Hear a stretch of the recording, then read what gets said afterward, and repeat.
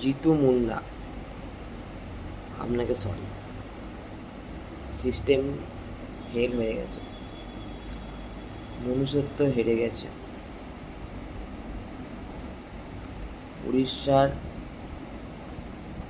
আদিবাসী একজন সাধারণ মধ্যবিত্ত পরিবারের মানুষ জিতু মুন্ডা, তার বোন কিছুদিন আগে মারা যায় এবং তার বোনের নমিনি হিসাবে থাকে তার দাদা জিতু মুন্ডা। এবার তার বোন মারা যাওয়ার পরে সে তার বোনের অ্যাকাউন্টে যৎসামান্য টাকা ছিল, 19,300 টাকা, যদি রাউন্ড ফিগার বলাই 20,000 টাকা। যৎসামান্য ওই টাকা সে ব্যাংকে যখন তুলতে যায়,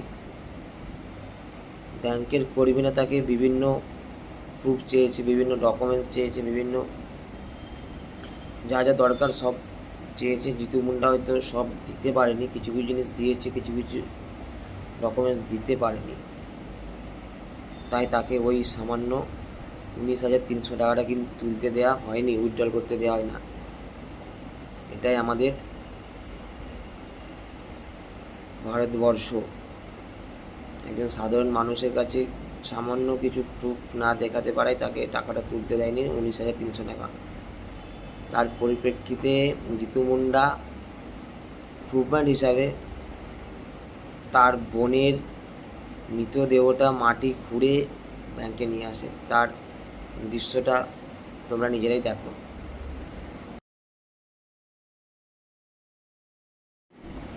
আমরা নাকি 2014 সালের পর থেকে ডিজিটাল ইন্ডিয়াতে বসবাস করছি। আমাদের অনেকেই গর্ব করে বলে আমরা ডিজিটাল ইন্ডিয়ার বসবাসকারী। আমাদের ভারতবর্ষ ডিজিটাল ইন্ডিয়া। এই ডিজিটাল ইন্ডিয়া একটা সাধারণ মানুষ, মধ্যবিত্ত আদিবাসী ফ্যামিলির জিতু মুন্ডা তার সামান্য টাকাটুকু সে তুলতে পারলো না ব্যাংক থেকে, তার জন্য তাকে তার বোনের মৃতদেহটা মাটি থেকে খুঁড়ে নিয়ে আসতে হলো। এটাই হচ্ছে ডিজিটাল ইন্ডিয়া। দেখো ভারতবর্ষ কতটা এগিয়ে, তোমরাই দেখো। আমাদের পশ্চিমবঙ্গে ভোট চলছে এমন অবস্থায়, আজ 29 তারিখ, শেষ ভোট 4 তারিখে রেজাল্ট বেরিয়ে যাবে।